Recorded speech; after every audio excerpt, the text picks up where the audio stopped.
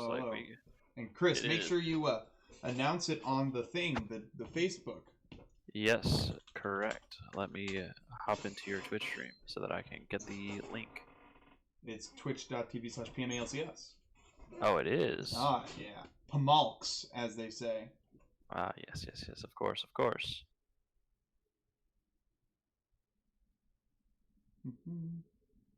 I'm getting there in just a second.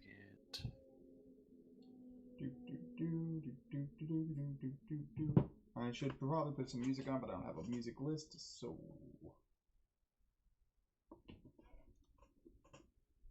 here we are.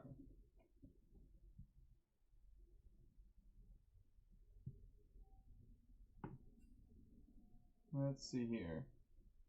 PMA LCS. Are we live? We are live. We are, in fact, alive. Yes, we are. Very live indeed. And hopefully, I'll do the thing. Do the thing. That thing. Yes, please, thank you. Yes, I'm not only the one play-by-play, I'm also the one streaming, so Yes, sir. Yes, sir. All right, let's get into all it. the jankiness. So we have 2 captains, 2 coaches, 1 team, or whatever it is called. 2 coaches, 1 cup versus 4 tops and a bottom. Yeah. So pretty good teams we have showing here. We have looks like the Viego band coming in for Adam Hall. Yep, Viego I'm not actually allowed. Yeah, I'm not, I feel like they could let it through. There are a few things you could do to counter the Viego pick. Obviously, I'm not going to say those because I like playing him. Mm-hmm. So, already coming out from the blue side, we do have quite a few top lane bands coming out towards. I'm assuming that's going to be Garfield Juice? No, a Necro guy. Oh, right. Necro guy is the top laner for 4 tops and a bottom. That makes sense. So they have looking the at their 3 bands for 1 Theatrics, or Kaibalal as he goes by now, and then a variety of bands of the other team. The Malzahar, of course, coming out for the Fleeing Panda, as well as Mordekaiser and Malphite getting taken out of the way. Renekton left up. They might be thinking he's a bit washed or not quite the pick anymore that it once was. Olaf immediately picked up. Now, Olaf, I personally don't think Olaf's looking too good these days. Yeah, he's not the highest win rate, but obviously that's different than organized 5s. I like the idea though. Get Adam Hall, let him jungle diff, out farm, out clear, but like there are plenty of options available right now they could go for on this side of Team Eric. I mean, Morgana jungle is up right now, who actually clears faster than Olaf. Yeah, a lot of the junglers that you see nowadays do just sort of clear a lot faster than Olaf, which is weird to say given that, the beginning of the season he was the crazy clear speed, high high CS per minute jungler, but I did hit F11 on the browser. This is what it's like without it. This is what it's like with it. Without. GG.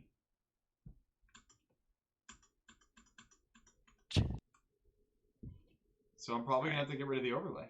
Goodbye, overlay. And so now we see the new Leona picked up on the other side.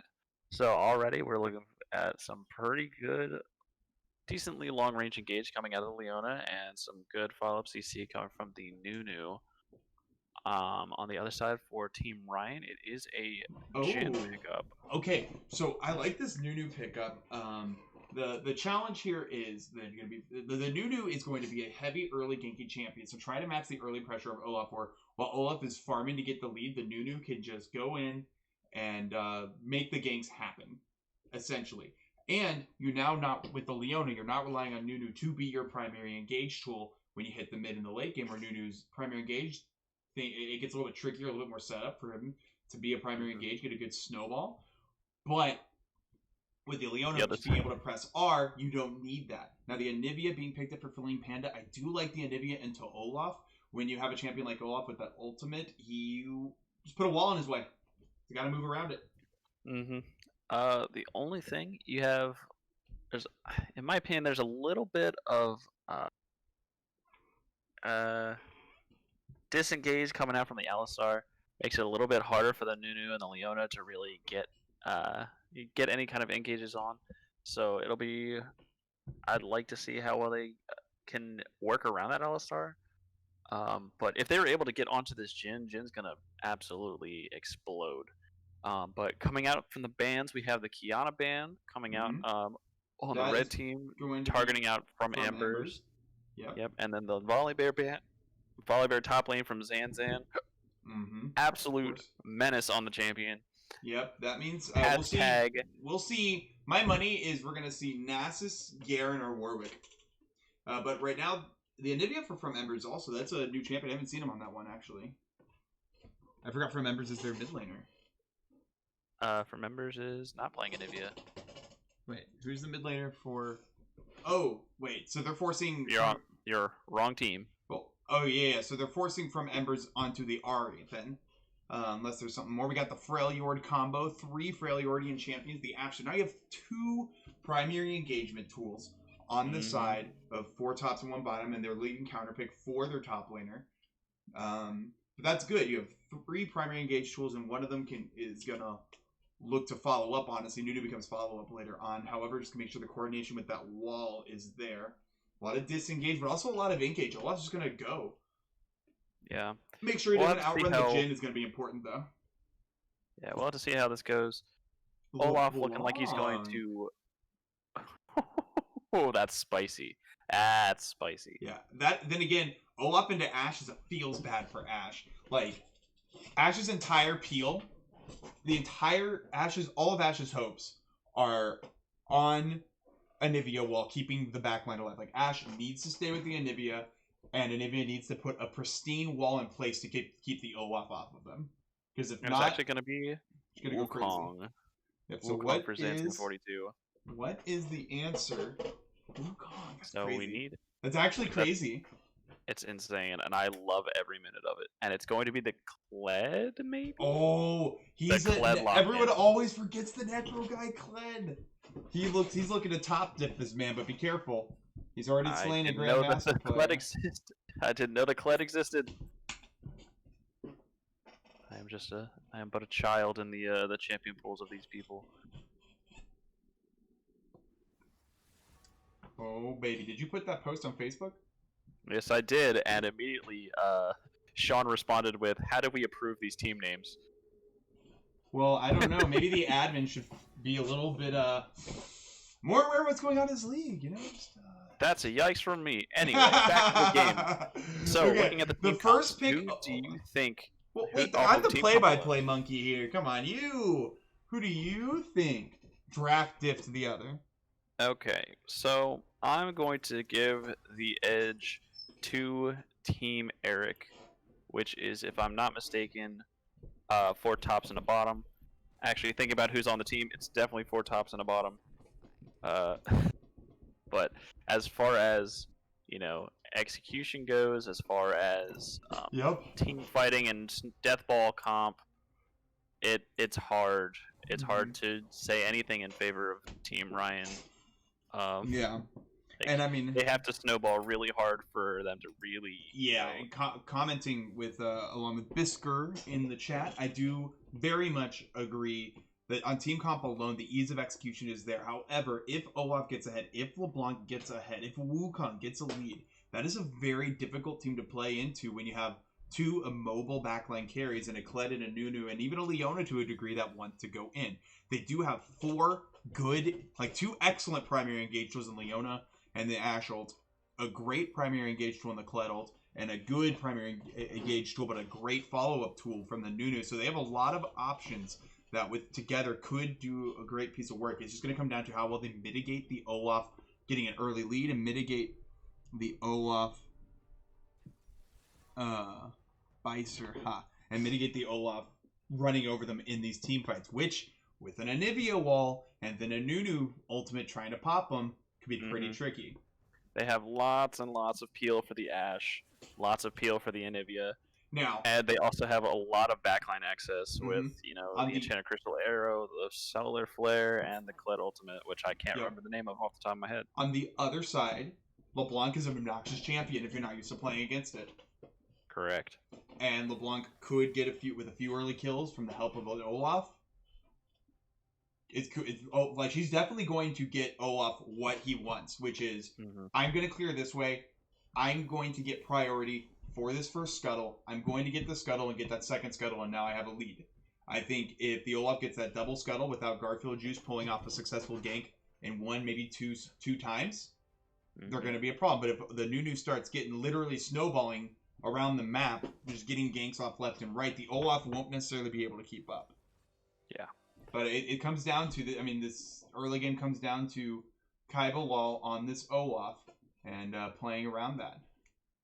Plus, I have to throw in the hawk shot from Ashe, and just the overall vision control from the red side is going to be absolutely massive.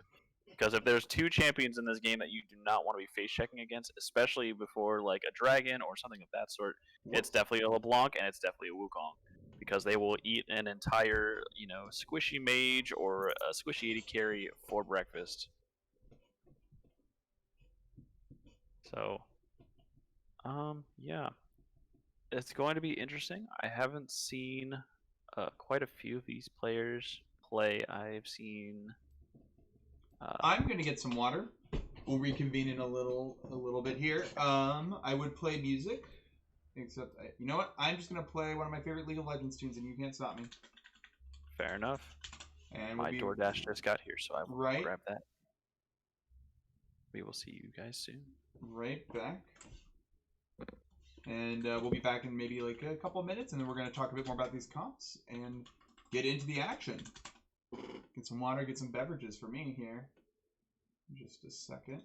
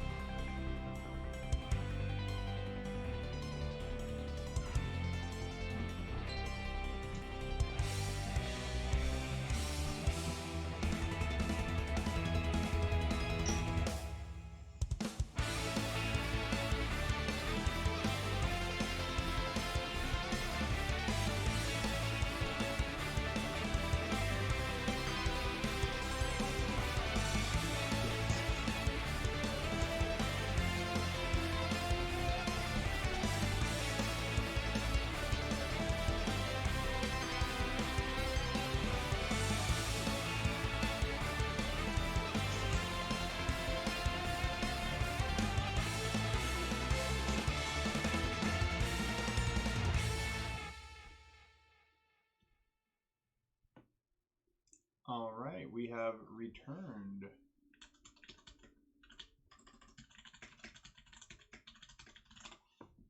Hello, hello, hello, hello, hello, hello, hello.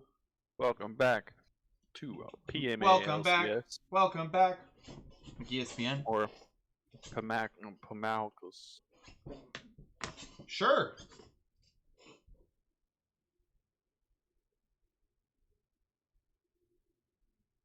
We are just a few seconds away from getting into game.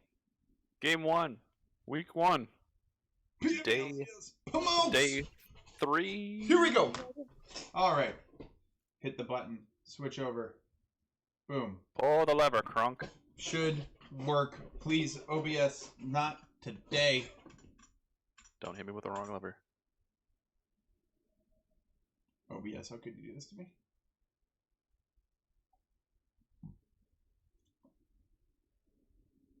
Why? Why? Please. OBS.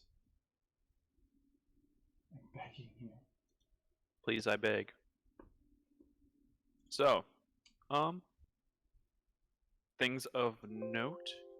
While I'm sitting here looking at the load-in screen, we do have a interesting group of choices here that I see.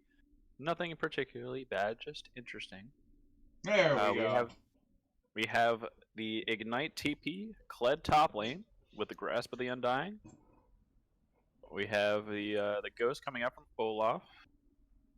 Yes. Cleanse on Jin, or actually, yeah, Cleanse on Jin with the heal and actually Fleet Footwork on Ash. All right. Rather than a Also, lethal pause tempo. at 10 seconds, you color casting peasant.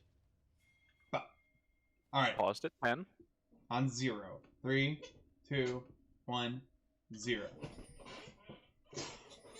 Alrighty, here we go. We do see pings going out for the invades. Who do we think wins this level 1 right now? Oh, we're getting 5 point coming out. Okay. Yeah. I would think the Olaf, but Leona Ash have the Anivia. There's a lot of good level 1, but we're not going to see any of it. Oh, we do see it from the blue side. I don't know about this one, to be completely honest. They do have the Undertow. They do have something like the Flash Pulverize. Yep. I mean, Olaf Undertow is really strong. But, I mean, Ash should just be able to, when they spot the late invade, they just kite it out. Yeah, let's see what happens. They spot it. Walk away. Undertow does not connect. W. Nope. But they do earn 15 gold. We should see a ward. No ward to track where the Nunu starts. Super good for red side here. Though it's safe to assume the Nunu's going to start bot. And something of note. So we do see, by looking at the CS counters, that LeBlanc actually was the one who got the kill on that ward. Ooh. So, let's what that means is... Talk about laning phase. How does Anivia LeBlanc feel, man? Feels bad for Anivia up until level 6. Then at level 6, Anivia just AFK pushes the wave and never has to interact with LeBlanc, pretty much. So, sounds like an Anivia lane. Got it. Pretty much. So, something of note, as I was saying, from Embers got the ward, which is actually in a solo lane huge, because that means that instead of having to wait for the second wave and killing the first minion on the second wave to hit level 2, it means they will hit level 2 off of the first wave. And for someone like LeBlanc against Anivia, that is an insane amount of tempo, because she is level 2 right now. Yeah, watching exactly. this right now, but no buttons were pressed. No lead was pushed. Instead, we do see top lane. Necro guy, Zanzan, ease in. Necro guy mustn't have expected that. Hodor Nation got to capitalize on this level 2. Good quick cleanse, good headbutt. Ignite has gone down into the Alistar, who pulverizes. Hodor Nation's going to get chunked, but not as much as Diamondback did. Cleanse is down. Super huge. Good level 2. Zanzan is chunked very low. Won't be gankable too much. Something to keep track here. Pathing. Olaf is still working on his full clear. I don't think he should be able to maybe get there at 315, but it's going to be pretty hard. We do see Nunu taking a very odd path. If you're going to go buff, Gromp buff, don't try to clear something along the way. You just want to go straight to a gank. That's the power of the buff, Gromp buff. Mm-hmm. But wisely assessing, not really a lane to gank in his top side of the map, so just get some more points. And you love to see this. We see Kled using that priority in the top lane, or get himself this lead. You see the Olaf, not that 315 clear speed we're so used to seeing from a full clear out of him, and that's just an immediate scuttle for the Nunu, using that prio, abusing the slower clear times of the Olaf. And I mean, Olaf could easily be double scuttled by the Nunu if Garfield Juice just goes straight to this bottom scuttle, which is huge for tempo. And for those of you who don't know, if Smite is up, it's not. You just go in, you root the thing, you hit it with CC, you hit Q, Smite, the crab's just dead. Yeah. But, going for this. Looks like he's going for Wolves instead. Yep. Looking at some of these other lanes, we see the Kled and the Wukong. That Clyde definitely a little bit favored early. A lot of percent health, very aggressive champion. Olaf is down here bot side. I'm Plus first. running the Ignite, Mm-hmm. which is also a Huge. big thing of note. Yeah. Now, I personally don't like to see the Nunu not making the first approaches of a gank here. I see Nunu as a high ganking fast. He clears decently fast enough. You just kind of leave Krugs alone. Take Raptor, but you want to get those early ganks. Oh, we see a bit of that damage you were talking about. Just a full combo, half healthy and fleeing Panda. Just like you were saying, Chris. Yep, and you actually see the electrocute coming out from Fleeing Panda. So it means that usually when you take it, you take electrocute. It means that usually enemy is going to be looking to try and trade a little bit. In this matchup, I personally would not prefer it. I'd prefer something more along the lines of like a phase rush, just for the added, you get the autos, you auto auto if somebody tries to go in on you like the LeBlanc, and you just sort of walk it out because you know you're not going to really be able to. Attempting to land a Q on such a mobile target is going to make your life a lot harder. Oh, Zan. He's going to be suffering from this freeze for a long time. That's going to be a free Nunu gank up there. Yeah, really good wave management coming out from Necro Guy. And, he can keep this wave frozen for just about ever. And because he has the Dorn Shield, he has the Ignite still up. He has the ability to out-trade and out-all-in this Flash Teleport Wukong. Now we do see bot lane use that prio, use the Olaf, take this early Drake. And as a jungler myself, I don't... You as Nunu, your strongest point of the game is kind of this moment here. You're level 3, you're that level 3 to 9 area, you're just going to keep ganking, and you're hard to kill because you just heal, you're so tanky, and you're slippery with the phase rush. You want to just be ganking right now. Trying to go into a farming matchup against Olaf with Olaf's current state, and if Olaf's not ganking, it's okay. You're both getting equally farmed up and itemized. Olaf will clear faster than you.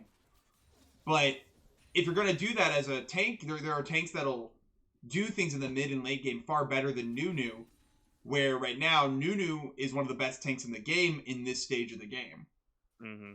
So I really wish we would see some more proactivity from Garfield Juice here. Maybe we'll see it when he hits level 6. But, even lane states across the board. You mentioned in Champ Select that this is a composition from the blue side that wants to get ahead early, and right now, they're down 500 gold. Yeah. Most of that in the top lane. Yeah, looking at the top lane, 25 CS. That's about 4 waves of CS. Just after that freeze was just so. It was just so sad to watch. Oh no, there's something floating in my moonshine. Oh no, you're drinking moonshine. I can't drink it now. I'm gonna have to get rid of that moonshine I poured into there. That's so sad. There's like a fuzzy moonshine floating in there.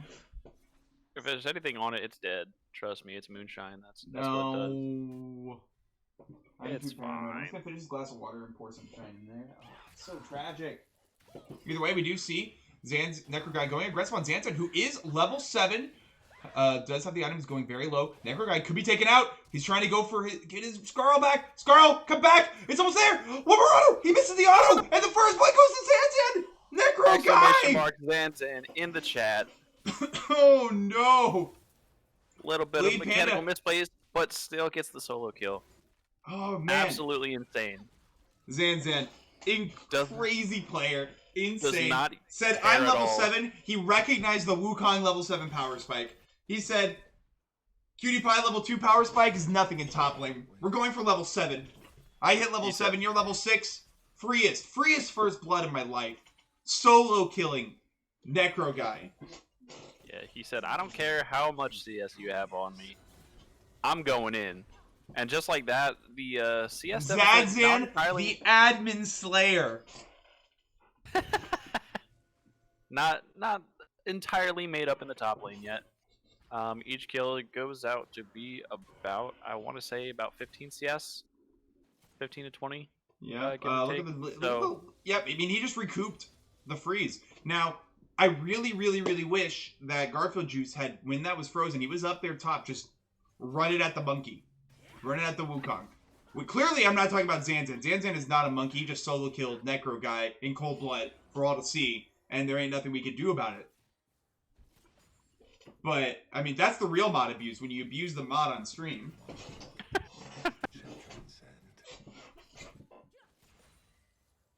And looking at the build path, it looks like we are going to see the Divine Sunderer coming out, rather than something along the lines of a like a Gore Drinker or a Trinity Stride Force. Breaker. Yeah. I like it. Trinity I Force like it. Nunu is on really this good top buffs. side of the map. I mean, the jungle CS, to be fair, Olaf and Nunu very even right now. Olaf finally getting some counter jungling in, but Nunu pretty invisible on the map. Outside, he did grab a rift. I missed that. Sorry, he grabbed a rift. So with that top lane lead, I mean, this is an even game. Dead even as we see Alistar going in under that immobile Ashe who has to flash away. Hodor Nation going to Q onto the Jhin. Undertow coming through. That Olaf is level 6. Diamondback popping the ultimate. He's getting taken very low. Olaf, 1, 2, 3 tower shots. Gonna get taken down. 1 for 1 in the bot lane. Hodor Nation and Guy Fieric holding on strong. We may see a great snowball coming in here on the Diamondback from the Nunu. It'd be pretty hype. He has ult. You hit him, you root him, you just start charging your ult as soon as you know you're going to get that root. You do a lot of damage at this stage of the game on the Nunu. They're probably scared of the Alistar headbutt. We see him charging up that snowball. He's going in. Direct to Cam said no, but probably got headbutted away. Another all in top lane, it looks like. Yep, here we go. But this time, he has a lot of Scarl. The ult coming out. He's going to get the return kill. Necro guy. That's not fun. That's not memeable. He said no one solo kills me in lane and gets away with it. So, he comes back to lane with the exact same items he had when he got solo killed. Flexes a little bit on Zanzan. They should take this drag right now. Yeah. They should. They do have... Yeah, awesome. So, to be fair, Garfield Juice has been farming relatively well. We haven't seen too much counter jungling in. Did get a good Rift Herald. Going for this dragon, knowing he's going to have that Q smite here. He did Q a bit early. That Q's probably on cooldown. However, I mean, this is just give over. Generally just don't try to contest a Nunu. That's good. That's good. No sneaky W coming out this time. Yep, good dragon take. 500 gold in the lead for red side. So let's look at this mid lane. We knew LeBlanc was going to have that advantage early until Anivia got 6. From Embers, you got that level 2, like you said. And we have seen him. Every time we look here, he gets this kind of half-health trade. Oh, might be more than half-health this time. Fleeing Panda going to sit him in that ultimate. Oh my gosh! Barely alive. And it's like you were saying, once he hits level 6, it gets really hard for LeBlanc to engage safely into the Anivia. And From Embers didn't utilize that level advantage he got. Oh, no. Andrew, you're just jealous he first blooded you. That's why you're doing this. Does force out the ultimate from Zanzan, though. Thankfully, there's nothing really on the map that they would need Wukong ult for, except for maybe the lane phase, but that's here comes the Nunu! The first Nunu gank! Hits the snowball! That's the Oh, yeah! Get the chomp! Yeah! Nunu ganks are so good. Like, you could come from so many different angles.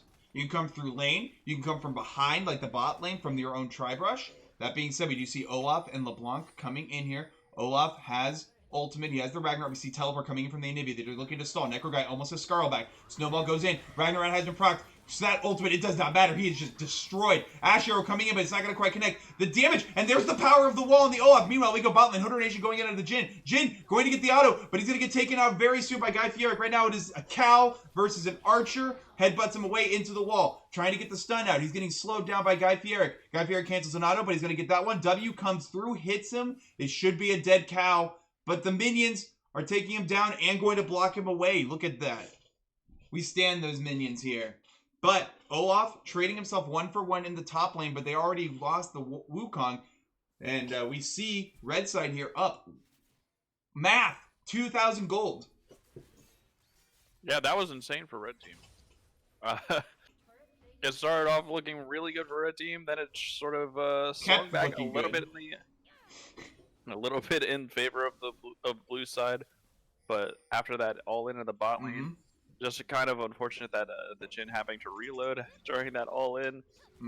But really good kiting from Guy Fieric and Hodor Nation. I'm curious to see what kind of secondary runes Guy Fieric took, because looking at him trying to chase down that the Alistar, I wonder if he actually ended up taking the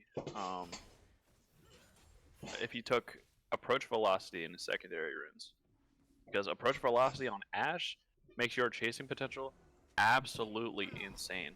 Yep, we do You see get Necro Guy's bot. There is a ward. They should spot this. Doesn't matter. We're going in. Oh my gosh, the chain of CC. When you have that many engage options, and Guy Fier just swooping around, when you have that many engage options that synergize so well together, this is the wrong house from Embers. That being said, he does get a kill. Do they guess correctly? No, they do not. From Embers gets out.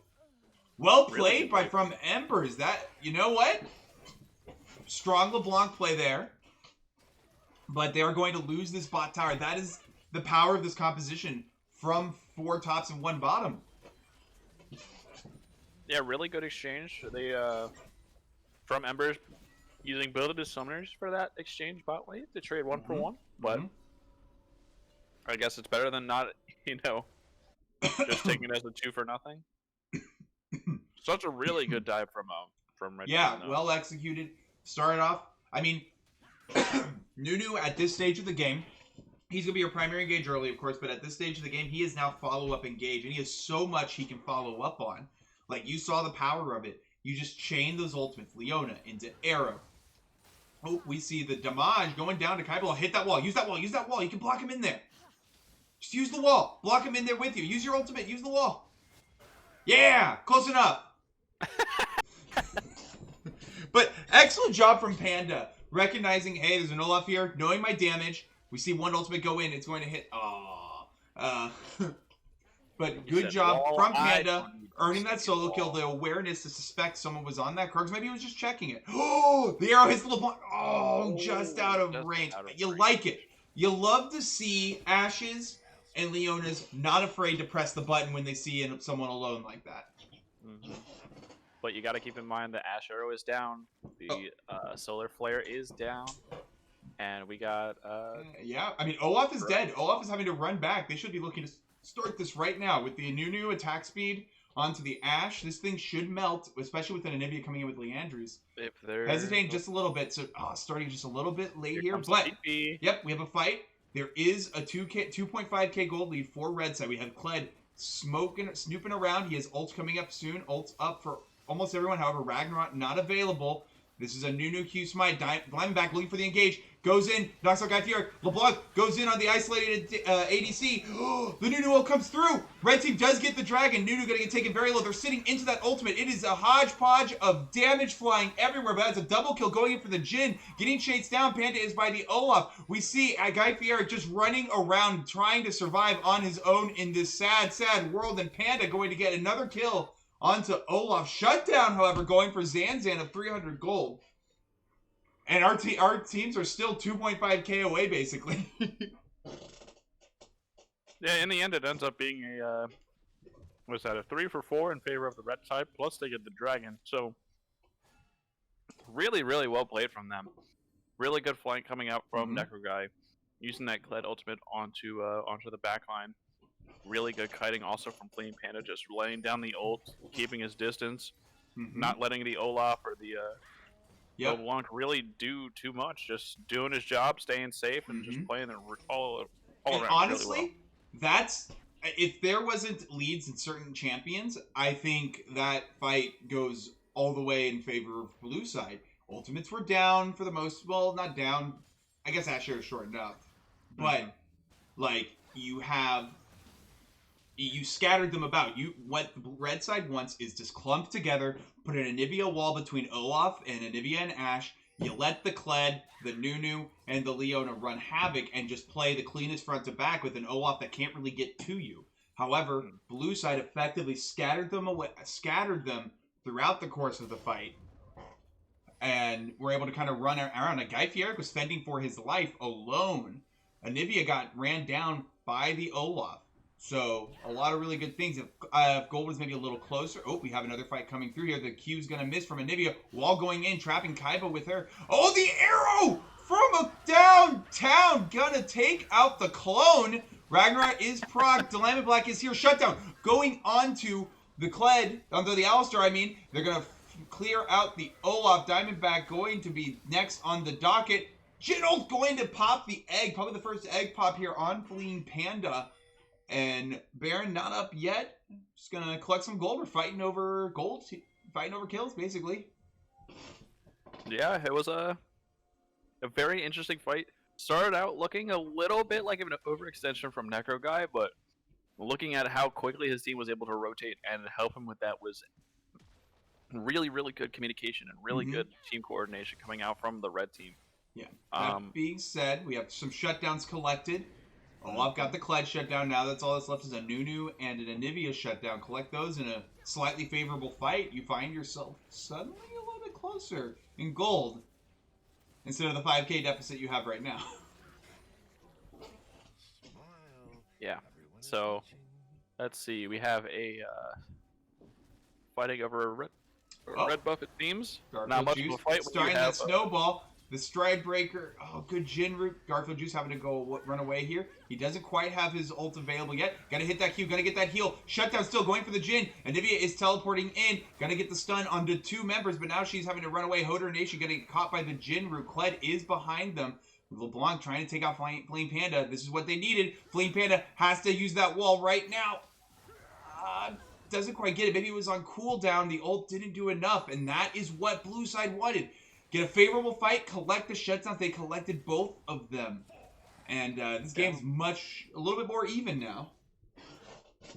Yeah, that was really unfortunate. Garfield Juice probably could have just lived if he had just kept running. But, you know, wanted to just try and make sure he could get the chomp off so that he could... I don't know if he would necessarily have lived. Olaf Qs were coming in hot, but definitely didn't give himself the best chances. You see, Zanzan! He wants it! Give me the admin! He's out for blood! Necro Guy don't want none of it. Look at this man, he's scared!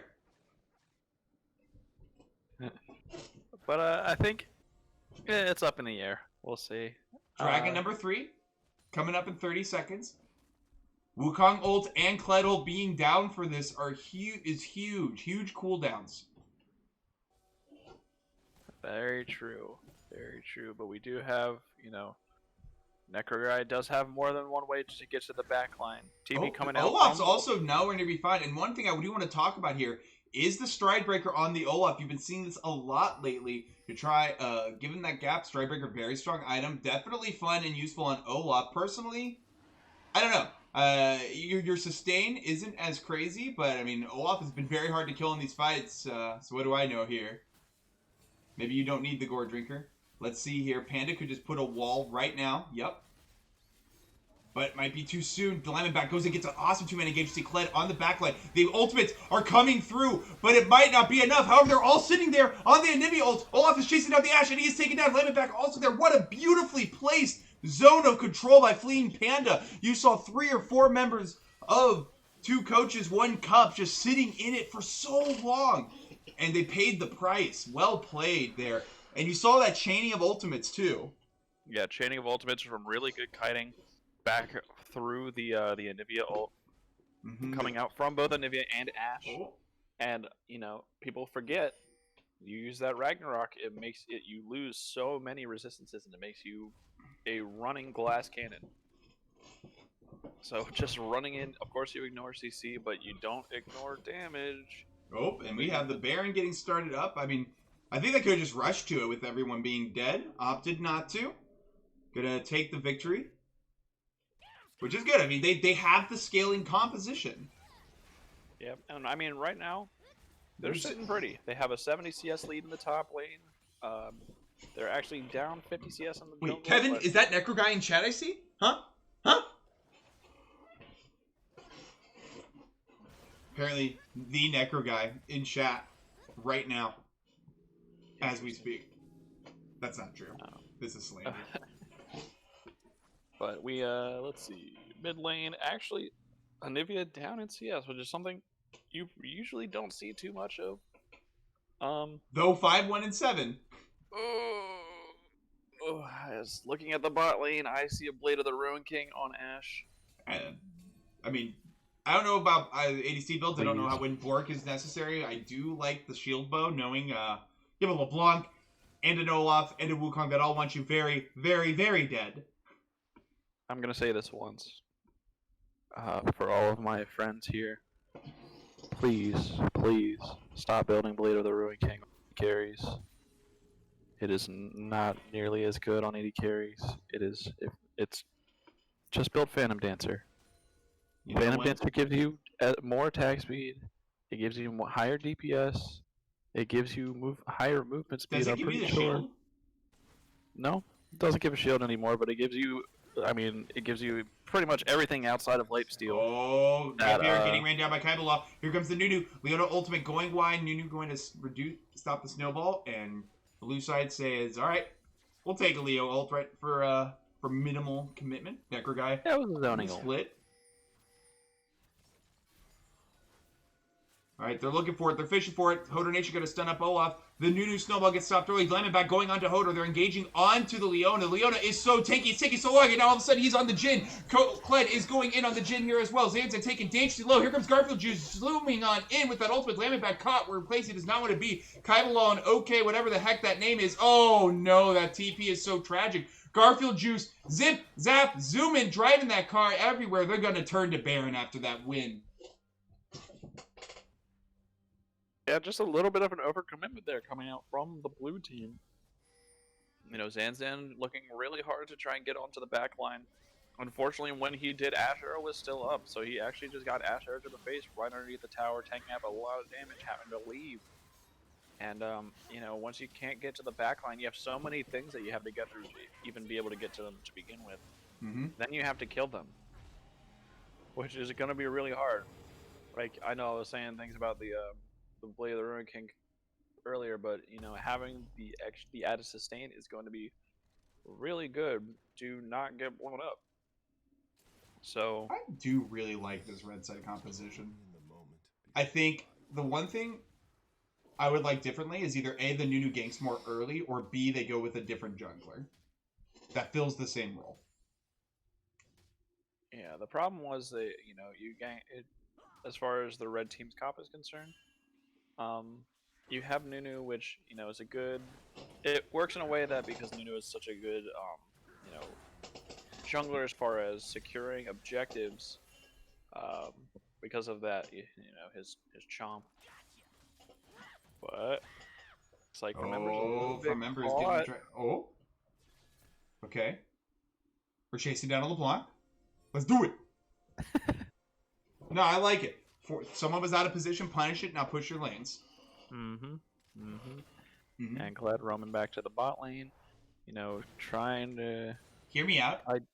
What if 4 tops and 1 bot plays like, ends up playing like the old RBG. Camp the Necro guy. Oh, that is such a good engage onto the Anivia, who's now stunned, taking out very low. The reload from the Jhin is tragic, but it doesn't matter. Okay, 3 through blah, blah, blah, takes him down, but it is too little, too late. That is a double kill for the Nunu. Do I see 3? No, but he so wanted it with that smite. And they are just dropping like flies on the side of 2 coaches, 1 cup.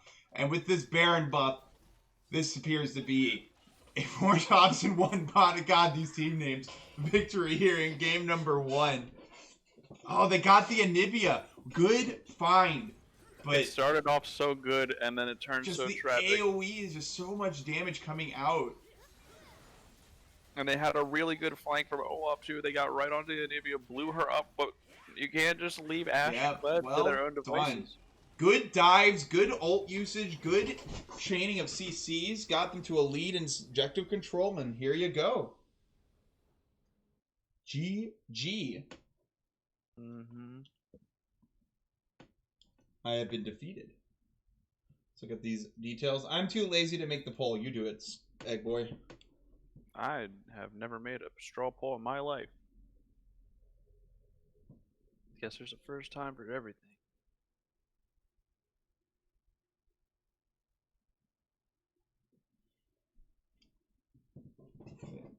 And we see the damages here. The Kled That's a lot of. Not what I expected to have the most damage in that game, but the Kled coming in clutch. Olaf, of course, running down enough people throughout the game. Take a look at the vision scores. The stat that really matters, let's be honest. Hodor Nation taking a stout 9-point lead on that.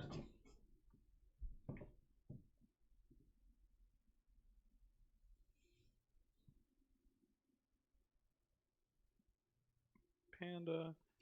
Whoops. Okay. Clearly his name is OK3LJ2109IW2UI33. Easy as that.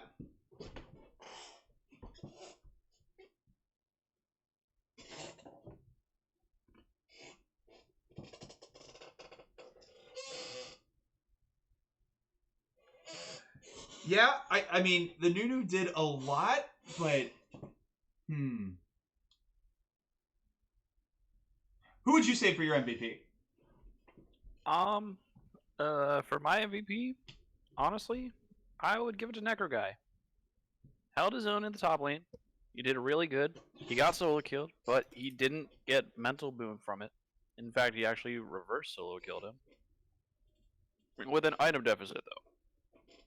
That was the thing that killed me the most, was the fact that he died with his, I think it was boots, Doran shield, and a Tiamat. He died with those items. He came back. Wukong had a Phage and a Sheen, and he killed him.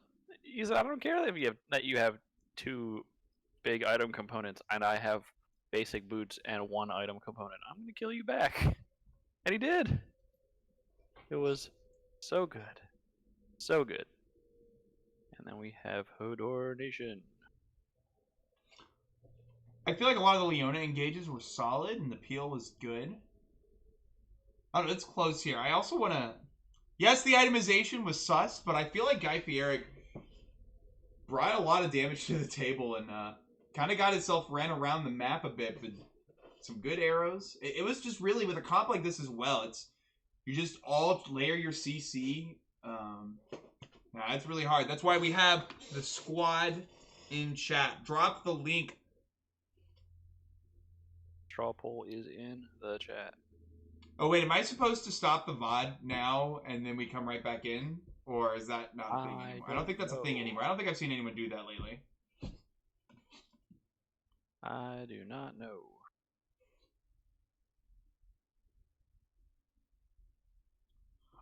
Eric, we were more thinking about the Bork. I liked the shield bow. Shield bow is good. I like the shield bow. Bork just people who have bigger brains than I are a little concerned about the Bork buy. Shield bow, hell yeah. Like, I know Kraken Slayer Runan's ideal world, but like you have a LeBlanc, an Olaf, a Wukong.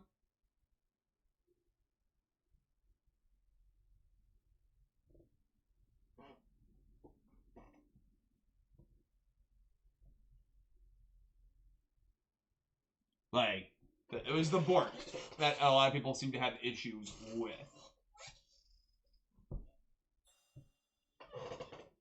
That being said, I thought Eric played really well. It's like, it was a really... Oh, yeah. With a comp like that, and especially how they played this game, it did feel like a true team effort. No memes here. It's just like...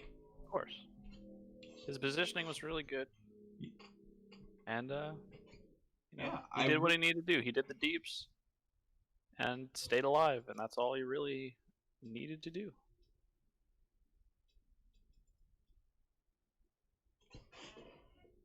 Alrighty, so what adjustments do we want to see going into this game too?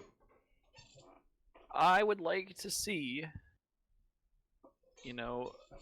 obviously, like looking at their team, you have, I think honestly, pick ban, like their bans at least went pretty well. I think you might want to put maybe a little bit more focus on maybe banning out the Kled, because the Kled was really good. That's also matchup dependent. Yeah. I think, let's see, the Volibear was banned, I think, in the first round, if I'm not mistaken. So if it wasn't banned out in the first round, I think it'd be better for them to pick the Volibear so that Zanzan can be on a comfort pick. That would probably give him a lot more agency to try and deal with Necker Guy. And if you can get yourself at least one winning lane, like you have, obviously From Embers, it seems he's very comfortable on assassins, and that worked. I would like to see him push his lead a little bit more. Like, even from hitting level 2, you have, especially on assassins, level 2 to level 3, depending on depending on what champion you are. Somebody like LeBlanc, level 2 is huge, especially when your opponent is only level 1.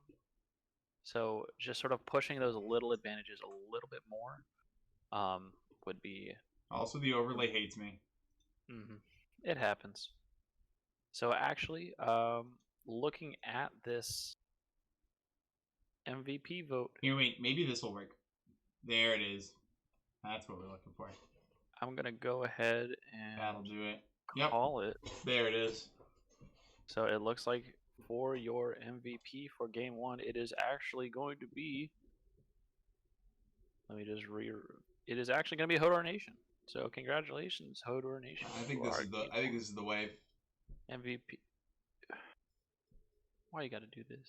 Panda, what is Tournamante mode and large icons? I don't know where to find that over. Oh, is there a button over here? Wait, do I have to do this? Oh. No one told me about this technology.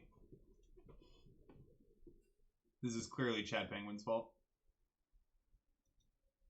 Now look, now it fits perfectly. Oh my lord. Stream is total Syracuse diff right now. It's a Syracuse diff. Perfection. Right, can I get some crabs in here? Syracuse diff, baby. We got the R's coming out from the teams as soon as Fred decides he wants to do his job. I do my job. Hello? Here, watch this. Look at this. Look. Easy fix. See?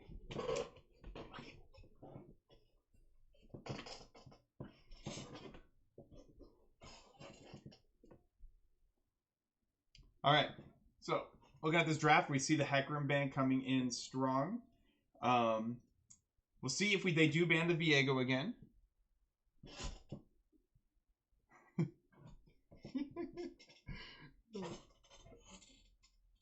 There's only Syracuse differentials here.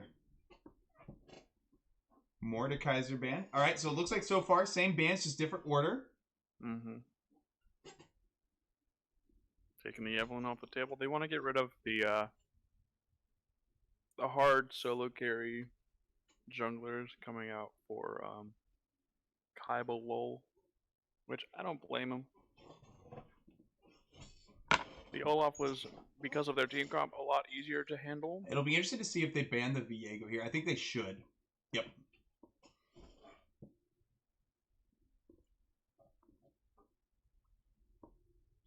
And so we have 3 bans coming out. They pick the Leona again. Yeah, I will ban all. Please. What?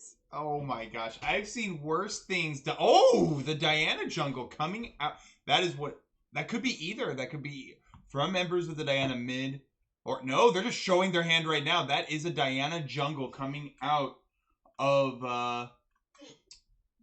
the person. Kaibalol. Kaibalol, yes.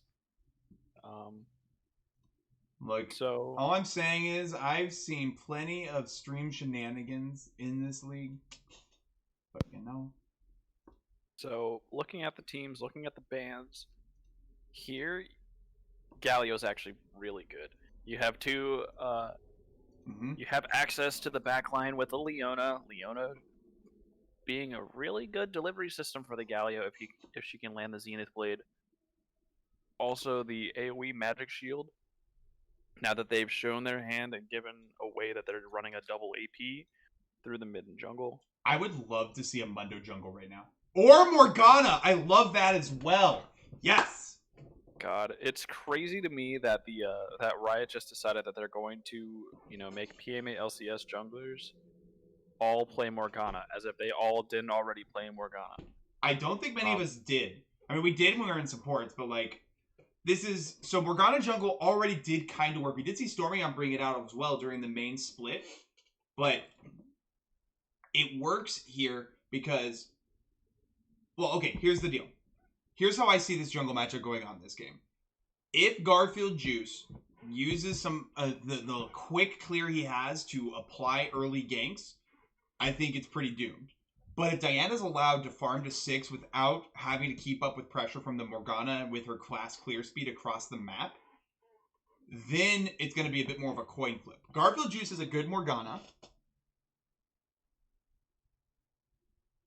Garfield Juice has a good Morgana, but I do think he needs to look for some more ganks early, especially against the Diana, where the Olaf, he just kind of hard farmed it together. The Olaf is going to fall off eventually, which we saw happen. In this case, we need to see the Morgana apply some pressure before the Diana gets to be Diana at people.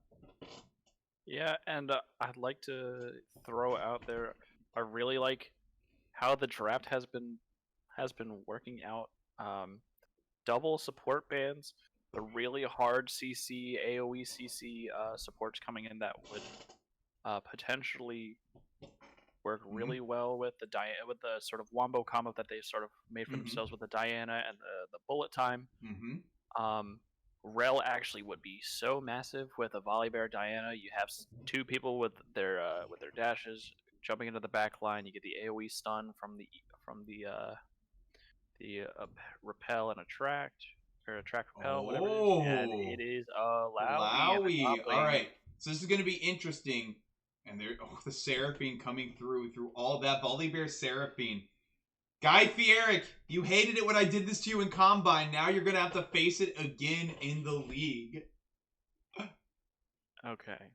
This is actually the team Wombos press R comps from both squads here. But both of them go about it in different ways. Yeah, Team Ryan, the 4 coaches, 2 coaches, 1 cup, really wants to dive. They want to get Diana, get Volibear into the back line, so that Seraphine can ult across the entire team, and then Misfortune can just bullet time across everything, while Anivia just puts the Blizzard down and doesn't let the Glacial Storm down and put up the wall and make sure that nobody can actually get out of it. Their AoE damage is absolutely insane. The amount of CC and utility that they have is insane. Whereas Team Eric, they want the enemy team to just come in at them. They want to be able to have basically both teams are sort of playing into each other's hands. It seems they have a very good anti-dive comp on Team Eric. You have a Sivir with a spell shield of her own with a Morgana over top of it as well for added insurance. The ult is just going to give her so much. The Sivir ult's going to give her so much mobility. So having Diana and Volibear be able to stick on Sivir is going to be quite challenging. And then you also have things like Leona, Galio to just completely peel for this Sivir, with Alawi just going to be smacking the absolute crap out of people the entire time. So actually the drafting here from Team Eric is so good, but I don't want to Team Ryan's comp's really good as well. They go in so hard, and then the Anivia is kind of off theme for the comp a little bit. She doesn't want to go in as much, but she's not bad at some just some setup that zone control. She can keep up with the fight proper. But you have the Volibear, the Diana with the Seraphine ult on top of it, and MF and Anivia pressing R over that whole mess. It's gonna come down to, I think, the counter engage, because the Alawi wants all those people to be right there on top of her. She says, "Bet, boom." You have the Morgana who's going to look for the picks before the fight, but then press R. So there's a huge counter engage, especially with the Galio ult going on top of like the Alawi or the Morgana or someone. Unless it's a pick, I don't think Eric's team wants to engage or start a fight because who's Galio going to ult onto? I mean, the Leona, sure, but it's not as effective as just negating, because then you get.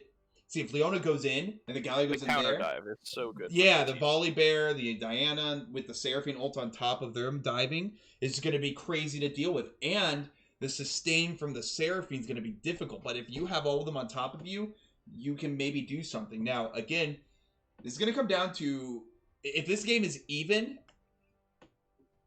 Eric's team, I don't think wants to press R first. Correct. So. Which can be a little difficult because it's like, oh, I have to pick. It's team fight time. We got them. And it's like, oh, wait, our comp doesn't want to start the fight. It wants to finish it. So I would like to backtrack just a little bit. Just a little bit after something you said about the Anivia sort of not fitting too well into the comp. It fits all right.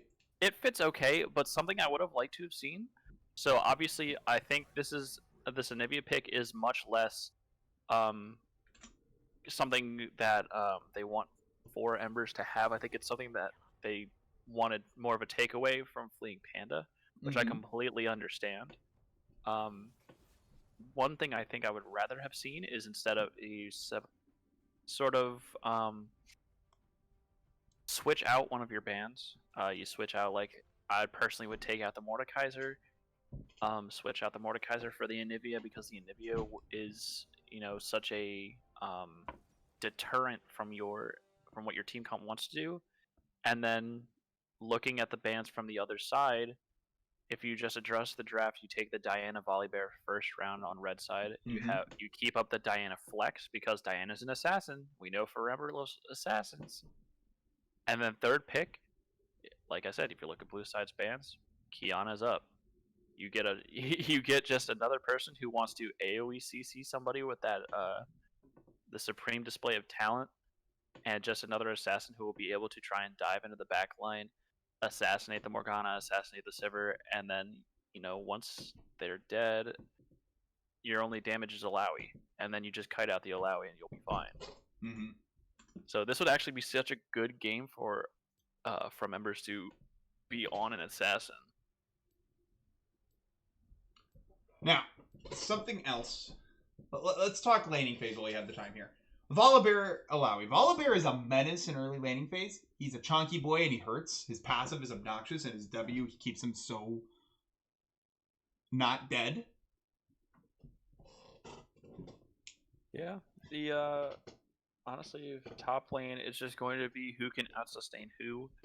Obviously, it really comes down to can Zanzan can he avoid the test of spirit, the Alawi E, because that's the main trading tool that she has. She pulls your spirit out, she whacks it a couple times with the tentacles, and then suddenly you're at a third health. The spirit dies, and you're just trying to dodge, duck, dip, dive, dodge through all of the tentacles that spawn, and you really lose so much lane priority, and you lose out on so much pressure because of it.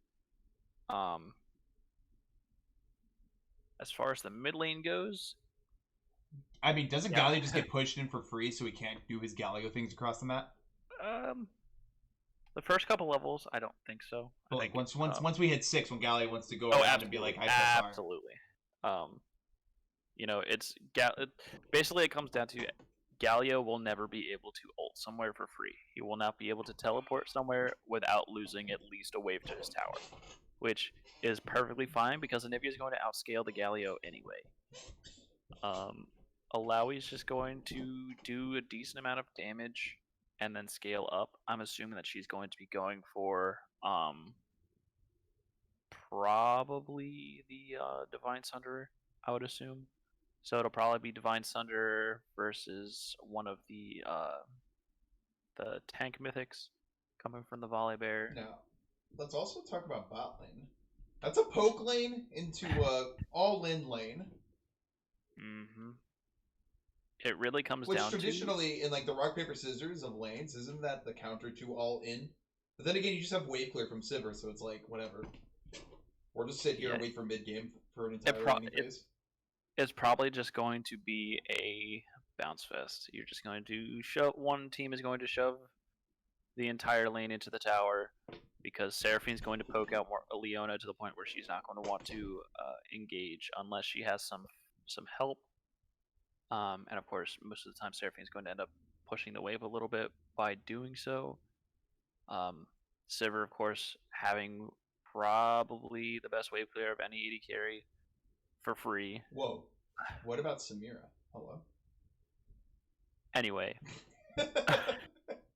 yeah, they're just going to be aimlessly crashing waves dissing into my each boy other, Eden? it seems. In this account. What I would like to see, Sever has a lot. She's so safe, especially with the with her spell shield, with her ultimate. So I would like to see a timeline where we see some roams to the mid lane from Hodor Nation. You know, you can just have this crazy CC death ball heading to the mid lane of Leona, Galio, and Morgana, and that's gonna force a flash for absolutely nothing, for maybe a little bit of lane presence. But like I Pausing said, at 12. Pause at 12. 12. Okay, I am at 0. Why haven't you paused at 12 yet? Because I'm still at 0. Wait, I heard a theory that if the dragon, like the dragon you see over here, Mm-hmm. pausing at 12 by the way, is going to be the dragon you get the soul for. I'm at 12. I am paused at 12. Alright. 3, 2, 1, go. I just want to see it. Let's see. So- Where's the dragon at? Where is he? Doesn't the dragon animation like play over here or something, like at the top left corner? Yeah, it when, will. When does it do that? I don't know off the top of my head. Chat, when does it do it? Okay, so looking at the teams, looking at summoners, looking at starting items, we do have Dark Harvest coming out for Garfield Juice, the Conqueror for Necro Guy, Kaiba Lol going for the Electrocute, Alright, same we're thing not with the debating. Electrocute Where's this dragon mid at? lane. And actually we have the Ignite coming out from Diamondback. Personally, when I see a support Seraphine, I think just Exhaust would probably be better. Here, dragon. Especially when you have somebody who's going to be doing an absolute insane amount of damage, like an Alawi. Where are you at, So dragon? reducing the damage coming out from the Alawi by like I think it's 40% decrease in damage. Wait, okay, okay. Is that a mountain drake? I think it's a mountain drake, right? I don't know. I'm not looking. I think. I don't know. I'm still convinced that it's just the old dragon. Okay, well, we shall see. I mean, that was more interesting than watching a 5-point IMO. But here we go. So here's the thing: Morgana jungle can clear the whole jungle by 315 with the good enough with this leash.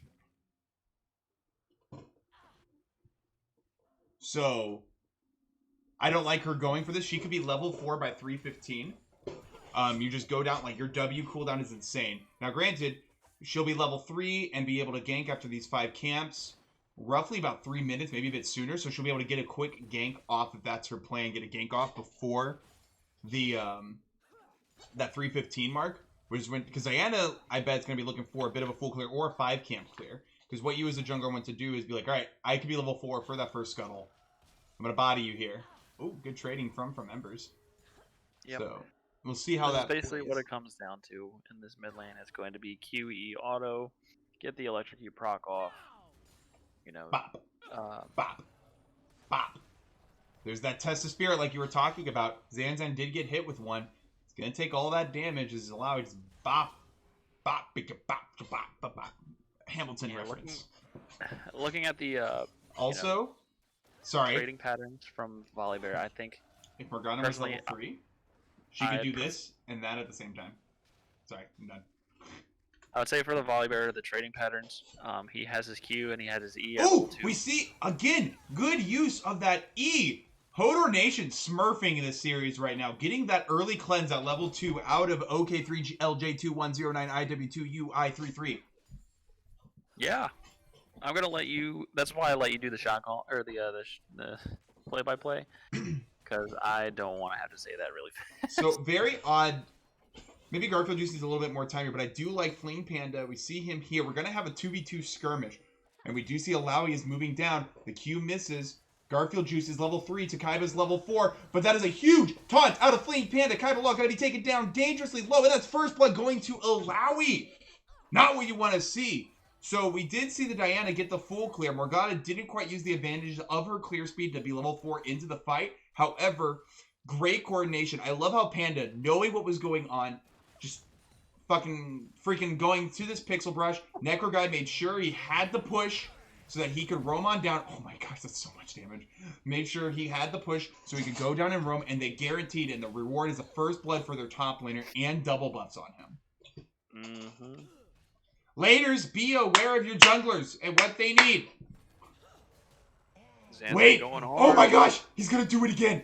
He's gonna do it again! He He's has gonna do double it again! buff. He's gonna This do is it again! illegal. He's gonna solo kill! There's mod abuse on my screen! Oh, fail flash! Oh. He goes in. Oh, he Oh, got it! but he does What it. is He does happening? it. Okay, Kaiba, it flashes down, gets stunned. We see Galio coming here. Galio does have flash. This is gonna be a huge taunt. 3-man taunt. Guy Fieri gonna do Sivir things all across this. Freeing Panda, moving around the map. Hodor Nation says you are not getting away. And it doesn't matter because they get away as Hodor Nation gonna get hit by this stun. Gonna get walled. Gonna get everything thrown at him. He is still alive. Doesn't have flash. One auto. The pots are burning. The flash from Ember is gonna get the auto and the kill. That was a whole lot of things going on. And Oh my no, God, this is Xanzan, so you insane. overstayed. Okay, back off. Okay, something I do want to say, we're seeing from Panda here. I love his movement around the map. He is being super proactive. He is that didn't quite work out how they were hoping, but he has now, like, if that thing was just a little bit different, he would have gotten leads in both of his in 2 lanes, and in fact, he sort of did. Granted, the lead in mid was gone, and the lead in top was thrown away, but he has been proactive 2 lanes already. That's what you want to see out of your Galio. Enable the rest of the team. Good on Necro Guy to avoid that. But you are not level 6. You're going to go down. He has double buffs, friends. You need these. What is this sustain? What am I watching? The heals. The tentacles. That's a conqueror. That's the power of the conqueror. You keep fighting her while you can't burst her down. I think if he And just the kept conqueror autoing her, he had red buff. Just keep applying the red buff and your chompers.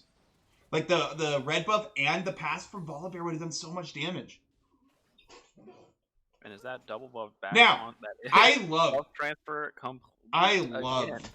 love this Xanzan. I love this new Xanzan that isn't just going to sit there and say, you know what, I'm going to sit, wait for my time to shine. He says, I'm getting kills. I love it. Guy Fieri, however, getting killed. Oh? Okay, yeah, there's the E. And this is kind of the worst case scenario you had in this jungle matchup. The Diana getting the kills and the Morgana not just not having the ganks work out, but also not keeping up in the farm department. And now I would be surprised to see them not transition this into a dragon.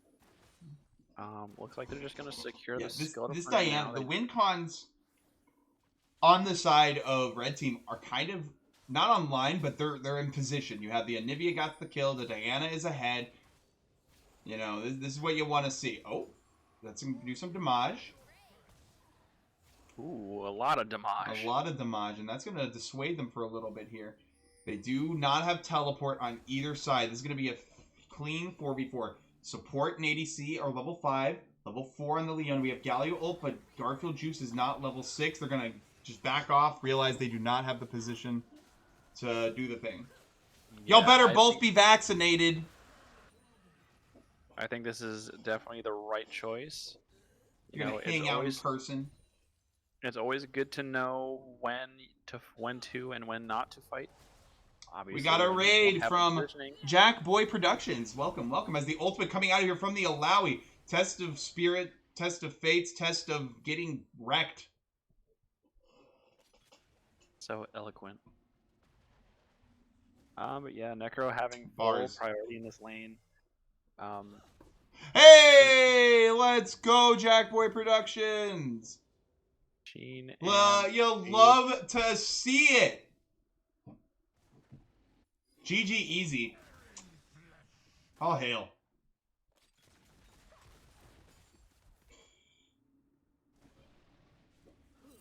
So, yeah. despite that solo kill, this Alawi is way ahead. Oh yeah. But It's I really love it. hard. You know, here's It's the thing. really hard. Zanzan is like this close to not only getting those kills, but then to capitalize off those kills. He's getting there, dude. I freaking love it. We love to see our brothers thriving. You know, he was, I believe he was a rookie in the last split. Mini split, buddy. No, last split. Yeah. Yeah, that was a full split. You know, We you played love- for 11 weeks, bro. I was Imagine, there. imagine if we didn't have those 2 extra teams and someone like Zanzan, the admin slayer, didn't get drafted. The admin and the Grandmaster Slayer. Like, imagine if he didn't get So now, of course, drafted. We wouldn't see this greatness. I just have to throw out there now. We have to decide which is more of a. I think it's gonna come down to which one of them is in chat at the moment. I would say which is more of an accomplishment, being the admin slayer or being the grandmaster. Nah, it's whoever's in chat. Whoever you need to BM more. I will say this: they have both been solo killed twice by the Zan. I mean, there's significantly more admins than there are grandmasters in our fraternity. I will say. Yeah. Oh, from Embers, getting ganked by Garfield Juice, good. Oh my gosh, this is what you want to see. The Galley ultimate doesn't quite get the knockup, but Garfield Juice using that stun to get the root. Fleeing Panda does have Flash available. We're gonna see if he wants to use it here. There was good ultimate from Embers. Gotta get the stun. That's Flash Taunt. Isn't gonna quite connect, but a good binding from Garfield Juice saves the day. Oh, Kaibalol! Oh, but Kaibalol! Oh my gosh, the ultimate from Embers is gonna live. And not only that, they're gonna get the kill on Fleeing Panda. That was so good from Kaibalol coming in, saves the day at the very last second, blows up Garfield Juice. And despite all of that, exit despite from the Panda. CF difference in the jungle and the kills, we see an even game in gold, roughly. I mean, that's coming from top. That 1,000 gold, that 1.5k gold in the jungle is balanced off by the 1.3k gold in the top lane. It's gonna be top v jungle for this game, basically. Mm-hmm. And I guess that comes down to which would you rather have, a Fed Alawi or a Fed Diana? Well, it depends. Does Alawi press R before or after the Diana? It's a great question. And will Alawi be in those fights? Because it's Alawi and she has to find a way into the fight and not just be top lane. That is also very fair.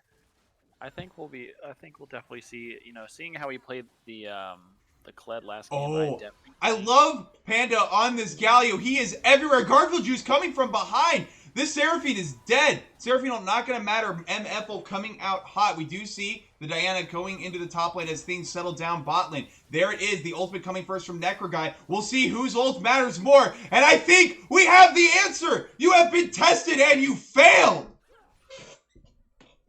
Alawi with the 2v1 double kill. Just Alawi thing. Just another day at the office, I guess. You have Kaibalol coming in.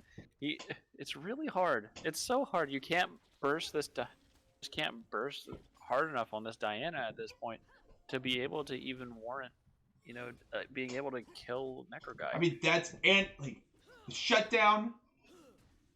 The double kill, that's 900 gold straight into the pockets of this Alawi, who is already so far ahead. That is over the back of it too. that is twice the gold on the Alawi than there is in the Volibear right now. Mm-hmm. This is setting up to be a Necro Guy difference here. Yeah, it's looking like it's gonna be a Alawi diff. It's looking, and it doesn't get easier. Like, Alawi's just going to get tankier. She's going to be a lot harder to kill. She's going to do a boatload of damage, and she can itemize against your team really well because you have 3 heavy AP champions. So Spirit Visage looks like a beautiful second item for Alawi. Helps her sustain, helps her to not get bursted. It gives her that. So it's just so hard. I can't even find the words to describe it. Ooh, Diana's looking bot. 2-level lead there, so Diana is still very strong regardless of what happened top lane. And I think right now, until they have a major objective they're going to have a team fight over, you just let Alawi sit top and continue to just escalate. Broke, don't fix it. Yeah, get strong. Seraphino going to not connect on any of them. Kaibalal goes in, doesn't decide to go for the ult. The ult barely clips Diamondback, has to flash away from the Sivir. Yeah, Morg jungle is big good. Big good. Lots of sustain. She already had damage and her clear was already insane. All they did was add a little bit more healing from her passive onto monsters, and she went from being good to being great. Yeah, one thing I think I would definitely like to see. Oh, Panda. Panda in trouble, but Gets no man out. on Good it job. first. Yeah, honestly, I am down. Look, I like more jungle being strong. I don't think it's so broken it needs a nerf. I think we just need to give it time for okay, this is the counters, because I'm so tired of the Chem Tank meta that, she thrives. I think the Morgana coming in is going to shift it from just Chem Tank to fast clear meta, which is still annoying, but it's if you can clear fast, you can play in the jungle, as opposed to if you're able to clear fast. And it's just another thing that can abuse 2 items and clear fast that isn't a Chem Tank champion, which is nice right now. Yeah. That's why we see a little bit more Nocturne nowadays, because he can clear fast. The thing is, he doesn't have those pre-6 ganks. So that's why he didn't necessarily disrupt things as much. So once we get a meta develop around the fact that Morgana can be played, I think that's a good thing, personally. Yeah. Let's see. So looking at the items, obviously we have a huge lead here. Also, I totally abused Morgana jungle to get to Plat 2 this weekend. He's got the Divine Sunder. He has the Spectre's Cowl with the Mercury Treads to the Plated Steel Caps, and Bammy Cinder on the other side. Oh no, delay to make us get that gold! Yep, Diana's showing up down here bot lane again. I like it, recognizing the most gankable lane. The only real gankable lane. It's a Galio, though the wall, it still makes it kind of difficult to go under tower, especially with how Panda's just kind of chilling under tower. So. Alright, Fred, I have a proposition for you. Well, what were you going to say here? Tell me. We have, I want to play my favorite game. So, my favorite game is pick a time. What time do you think it will be until we finally see Grievous Wounds being picked versus Alawi? Straight from Panda. Oh, here comes the Leona ultimate, goes in, and once again fighting OK3J2net1099IW2UI33. But Diana goes in hot here, and that's going to be a chain of ultimates onto Hodor Nation, who is taking out Fleeing Panda. Sees his opportunity onto from Embers with less than 500 gold, and he's like, nope, I don't got that damage, just get egged. I'm the chicken, you're the egg, baby. He got the passive, so that just goes to show if he can find a good spot. Oh, is it? It's a bait! He's mad! Oh, he thought he had tower. He thought he had tower aggro if he just waited a second longer. Oh, Guard killed you. Oh, good root. He has the Galliol, the chains CC, the stun, the knockup, the root, and Morgana jungle with the Galio. Fleeing Panda. Andrew is super strong. But, Panda has been everywhere this game. He has soaked up the pressure from the Anivia. He can't be ganked by the Diana. And he has done... Oh, good night. Garfield juice. Oh, but the 1-for-1? Nuts. But, absolutely insane. But you love to see it. You want your Galio to be active on the map. He has been okay taking this 20 CS differential because he knows his job is to enable other people on his team and get fed that way. And that is just what he's done. Alright, we see the first team fight. And the Grievous Wounds question, 3rd items. Maybe. That's not what I asked. I'm not going to give you a timestamp. I'm going to give you 3rd item. Uh-oh. SpaghettiOs. He's a dead boy. Never mind. He's a Leona. She very tanky. Kaibalal gets taunted. Doesn't know what He has asked for. He fucked around and he found out real quick. Yeah. I think my favorite meme is like the Gritty, you know, the hockey team from Philadelphia, their mascot Gritty. Yeah. And it's like a The freaking Flyers. old style, like Gregorian monk picture, but it's Gritty's face on it, and the caption is "To fuck around is human, to find out is divine." It's just Gritty staring at you. I live in Pennsylvania.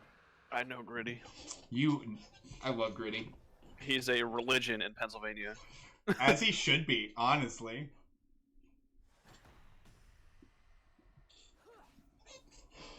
Oh, man.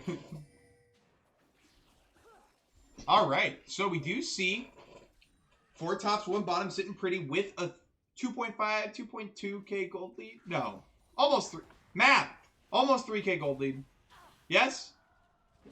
No. It is a 2K gold lead. 2k gold lead. It is I also. teach music. I can only count to 4. That's fair. To Necro answer guy your on that island. Sorry, what were you saying? To answer my own question, I'm gonna say no earlier than 21 minutes. I think it'd be later than that. I think they're looking at it after they complete their second items. Necro guy has just been left on an island. Like, I mean, what do you do to approach the Alawi? And they've been trying to make plays everywhere else around the map. Punish the 4v4, where they clearly have the gold and item leads, but playing good, safe League of Legends, like minimizing losses and even getting some wins. Yeah, and so what And I I would think like to see here. I was gonna say, I think that's off the strength of the Galio too. Mm-hmm. What I would like to see here, you rotate Alawi to the bot lane now that she's cracked the top lane. You now have. Hold on, I did not turn on objective timers because I am a Oop, nerd. boop. Okay, so we got 3 minutes until the next dragon spawns. So, what that means is you can rotate the Galio to mid lane or top lane. Either one's fine. You, I would prefer actually rotate Galio to mid lane. You rotate your bot lane and your jungler to Baron, and you just throw the Alawi in the bot lane. She can't really do anything else in the top lane, and she has so much pressure that she could just keep pushing for free. Nobody can really even stop her. Even obviously, we saw what happens if they send 2 people down to try and contest that, and it just turns into a 2v1 double kill. So she's itemized so well versus the burst and just the overall damage from the side of. I mean, MF's the only one that can do anything to her at this point. Correct. And if she's within a screen's length, she's going to get hit by the Tested Spirit and get blown up. So, it's looking like a top lane needs to be a 4v1 to even hope to take down this Diana. And Miss Alawi. I actually called it. It is 21 minutes, 30 seconds, and we have a Bramble Vest coming out for Zanzan. Ugh. He did it. He did indeed do it. So, yeah, I'd like them to throw Alawi into the bot lane, rotate this Galio mid, and then really put some pressure down on this Baron. You can see Red Team actually has a lot of vision around the Baron right now. So, even just They're just being leaving in that position. Alawi alone. They know the moment they go for her, that just insta Baron. This should be right now. The moment they see them all on Alawi, these 3 just need to go straight to Baron. Mm-hmm. Or good Q. They're diving this. She did. That's exactly what you need to see. Wait, Alawi gets out. They wouldn't even really need to dive. Necro guy literally just walked away. They hit the Q. Wait, can we watch Alawi walk away? Can we get a replay of this? I mean, you're running the stream, my mans. No, we're about to see Kybala go in. Hodor Nation getting taken down very low, but that locket and the tankiness keeps him alive just for a second, and then he dies. Kybala getting chased down. Guy Fieric walks away safely. But, like, the Alawi literally just... They went up to collapse on him, and they were too scared. I mean, rightfully so. You don't want to all clump on an Alawi. Like, what do you do in this situation? And yeah, Alawi is just putting up a tent in the enemy base. knows that they can't really fight her. All she needs to do is just not hit the volley bear, and she's basically scot free. You know, aim the test of spirit as And well she's as you gonna possibly get can on mountain literally souls. anybody else. She's gonna get more mountain drakes. Hmm. Her and the Leona are gonna have a field day. They're going to be insanely tanky, and they're going to do so much They're damage. just leaving her alone. In fact, I kind of like this. You know what? We're gonna lose that inhib anyways. Let's just play for elsewhere. Let Zanzan soak up the farm of the supers coming in. Honestly, I don't even think you really want Santan soaking up the farm. I think you want to use this as an opportunity to accelerate. Oh, Yeah, Seraphino coming in. Does connect to Leona. Black Shield came in just a little bit too late. But Leona is here. Guy Fieric on the flank. Immediately turned by Kaiba. Battle lines have now been drawn. Flash ult going to be onto 3. The wall blocking the Galio engage, but it is not enough. Remembers forced out of the fight. Guy Fieric has slain Flameback, but the Diana has finished him off. Teleport coming in from Necroguy, who is on a mission to chase his Diana away from the dragon. The root from the Dark Binding, that's the word, from Morgana does not connect, and they earn this dragon. 2 for 1, and a dragon. Yeah, 4 tops and a bottom is really running away with this game. They've actually done so well playing around this Alawi pick, and they've just let Negro Guy just sort of do his thing, and they've been playing so solidly on the 4v5. 4v4. Zanzan also hasn't left top. Yeah, I guess that is true. And we also see it's actually a Flame Horizon coming out in the top lane right now for Necro Guy. So he has sitting on the the most farm in the game by at least 20. And now he sets up his tent bot. Yeah. No teleport on him, so that makes a lot of things very tricky. Yes, but he has so much pushing power. They're actually doing what I wanted them to do, where they're rotating the Alawi bot lane, especially now that top inhibitor is down. You got the dragon. You're on soul point right now, and you know they need to send multiple people. And now it's just so much harder to kill this 3-item Malawi with the now that the Spirit Visage as well as the Ravenous Hydra are finished. So really, you need to burst her before she can get any kind of sustain off. And now seeing the Diana on Vision there for Necro Guy, Yep, it is 4 people running to the Baron. They have Leandries too. Locket burned popped by the Leona there. They're either not wise to it, or they know they mustn't be wise to it, because they should be engaging on them at the 4v4 with the Baron hitting them. But instead, they're sending all 5 towards the Alawi. But now backing off, they must have sniffed it up. But look at that vision. They know where they are, when they are there. Gonna get this. Oh! Clean Panda! Filled himself! The mad lad. And we see a fight coming in here. That is the root. Seraphine ults on 4 members into the MF. All Garfield just gets the ultimate. Oh, that and the was Zonius. huge. Gavier is dead. The only 2 damage source is the Galio and the Morgana, and they are taken down. Triple kill for OK3, 3LJ2109, IW2UI33. That Seraphine ult was massive. Diamondback getting the ult across their entire enemy team as they funnel into the choke, just setting up OK3 LJ2109 IW2UI33 for a huge bullet time to absolutely clean up. That was so good to watch, and so bad for the blue team. Yeah, I mean, that's what red teams need to do all game. Just freaking set up that fight. Use the Diana to go in, follow up with that Seraphine ult, and just go. With the MF on top, they needed to do that 4v4. I'm hoping that this is a good indicator for the blue team. They got the Baron.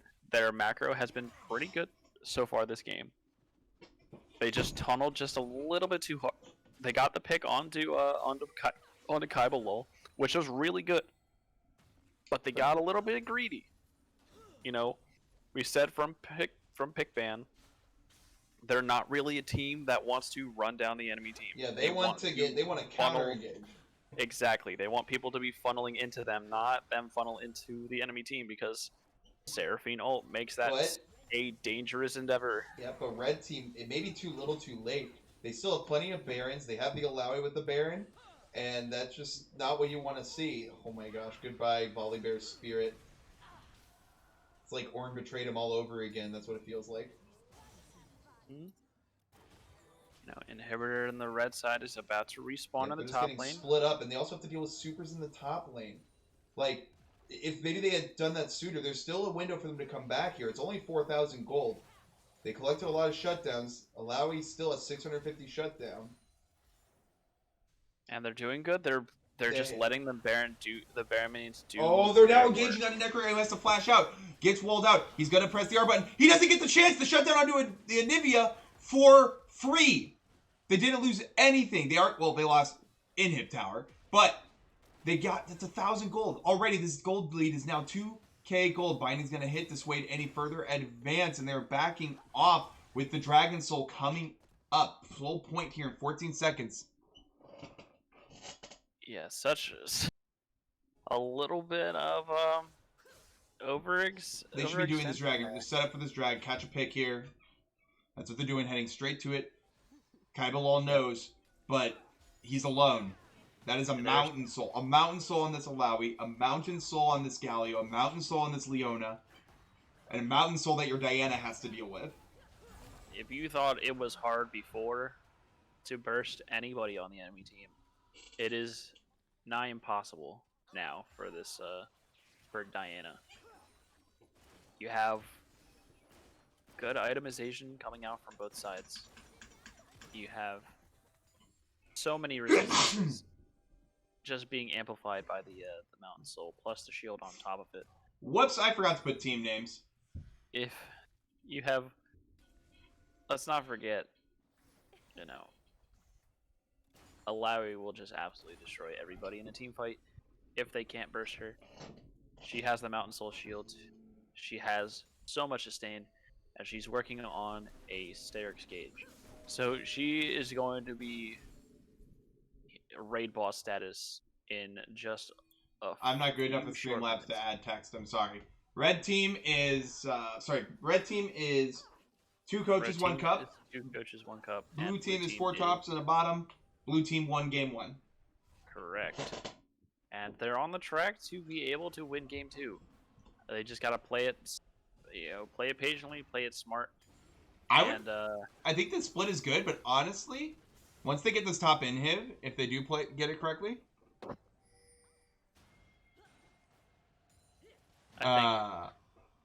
they just need to play for the split, get that inhib, and then I think they just group on mid and just make them you have to deal with supers, feel the pressure from this wave clear, from this damage.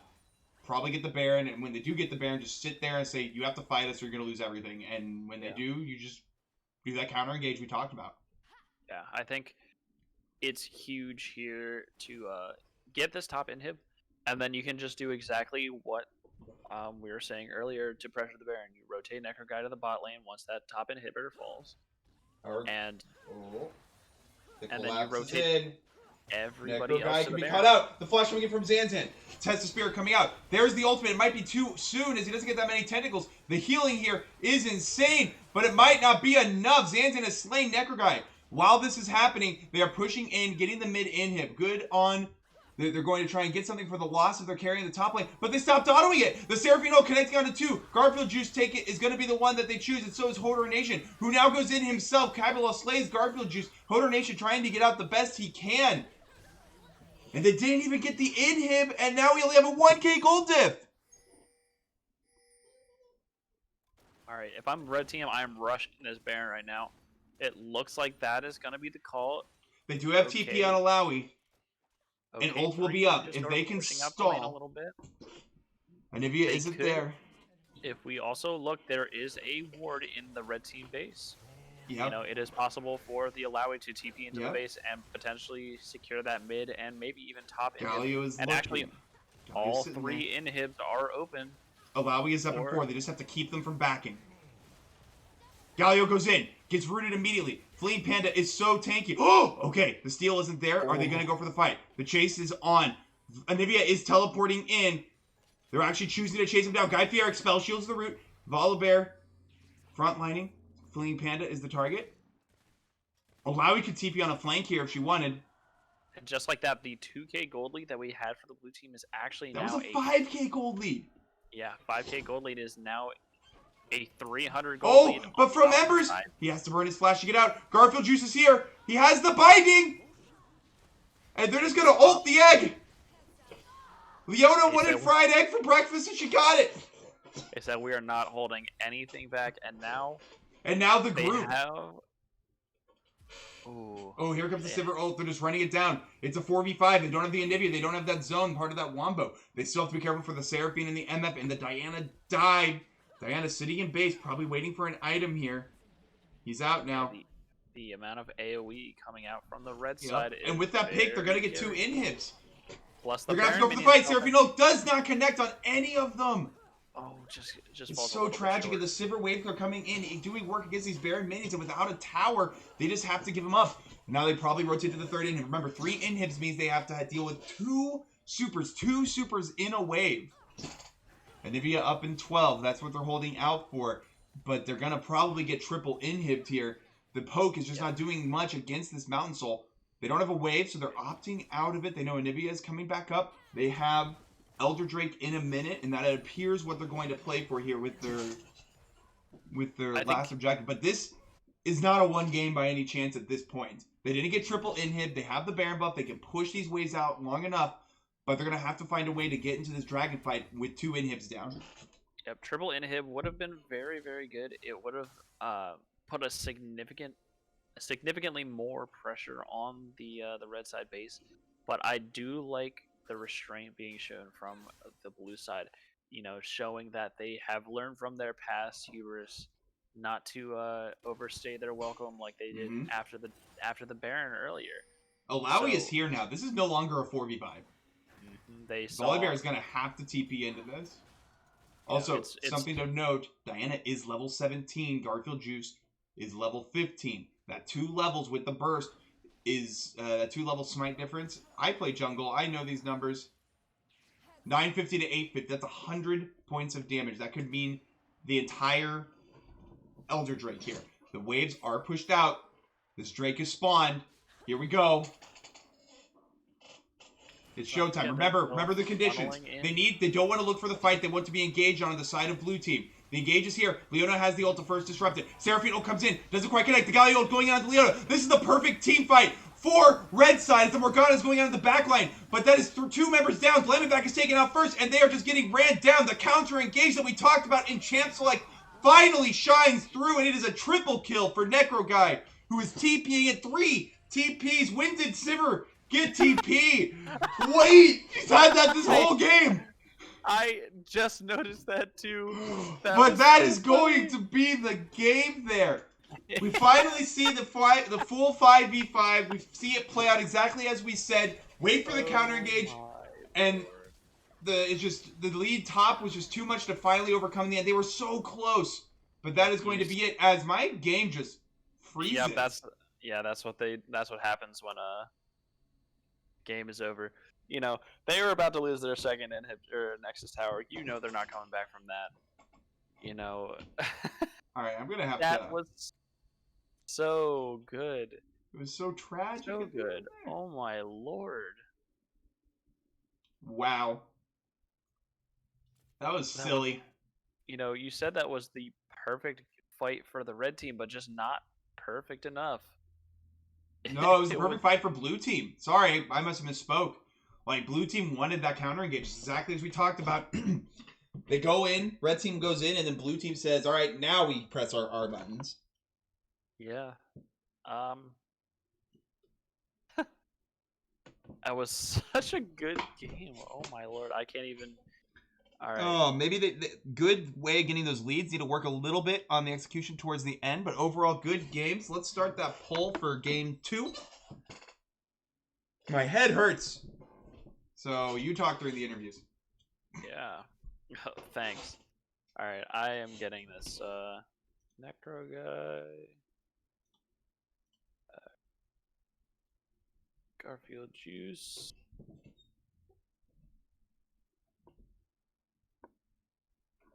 So my question to you is, who is your pick for MVP? Oh man, the 4v4s worked so well because of Eric, because of Fleeing Panda. Necro Guy definitely dominated that game and was a presence the whole time, but Fleeing Panda was so proactive early and he kept the 4v4s alive. I still think Necro Guy edges him out, but Necro Guy did also throw a little bit, getting caught out a couple times on the split.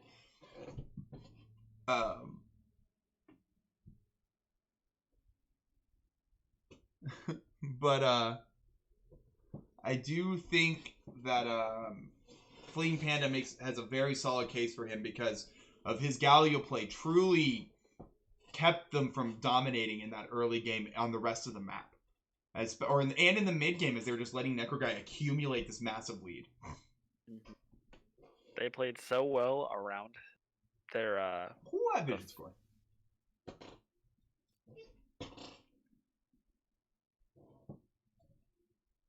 They played so well around their team comp. It seems like coming into this game, they really knew their. Obviously, they had a little bit of a fumble. They were able to get themselves back on track, but it seems like from the very beginning, they knew what their win condition was.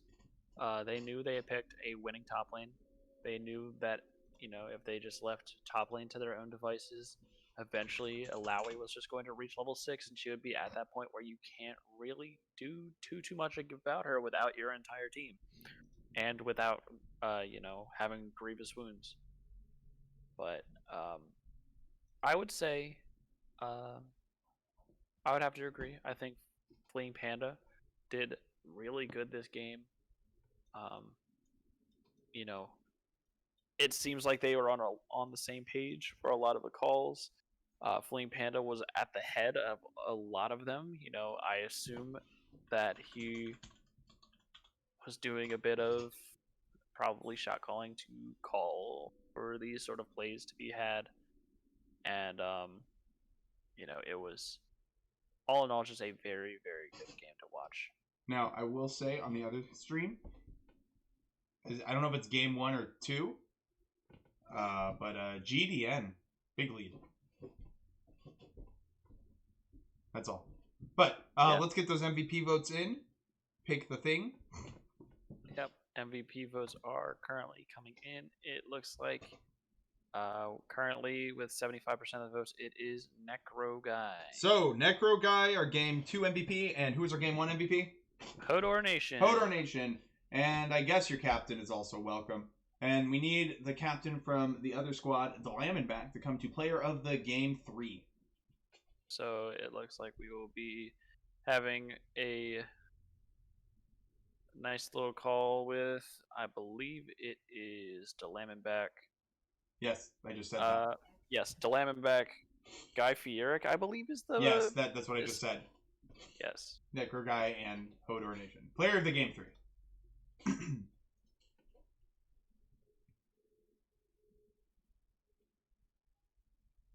And now we wait, chat. They're going to join us in player of the game 3. Oh, hello everyone. Hello, hello, hello. How's it going? There they are. And we don't see the Lamonback.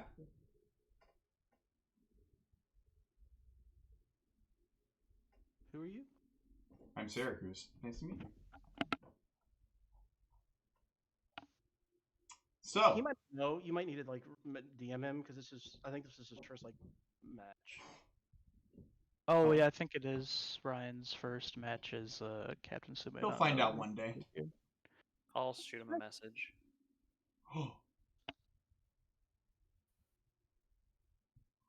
Well, All right, I'll do that. all right. So what's it feel like starting off? Are y'all the first 2-0 we've had this week? No, we had a 2-0 last night, but the first 2-0 in the lower division? I don't know. I don't believe so. Yeah. What's it feel like to officially be on top after the end of week 1? I mean, we're 4 tops, so it makes sense. Nah. I mean, honestly, I I'm really happy. Obviously, it's a pretty strong first showing against what is, I think, going to be one of the better teams in the league once everyone starts meshing and all that. So uh, like it seems kind of weird just in the sense of I don't really put too much stock in early season performance, if that makes any sense.